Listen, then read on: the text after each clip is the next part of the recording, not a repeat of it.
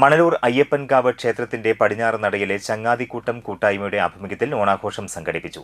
കുട്ടികളുടെയും മുതിർന്നവരുടെയും വിവിധ കലാപരിപാടികൾ, തുടർന്ന് മണലൂർ ശ്രീശാസ്ത തിരുവാതിര സംഘത്തിന്റെ തിരുവാതിരക്കളി, ആനക്കാട് രംഗപുത്രി ടീമിന്റെ വീരനാട്യം എന്നിവ ഓണാഘോഷത്തിന് മാറ്റുകൂട്ടി. കൂട്ടായ്മ പ്രസിഡന്റ് അജയകുമാർ, സെക്രട്ടറി ഗൂഗിൾ, മറ്റ് കമ്മിറ്റി ഭാരവാഹികൾ തുടങ്ങിയവർ പരിപാടികൾക്ക് നേതൃത്വം നൽകി.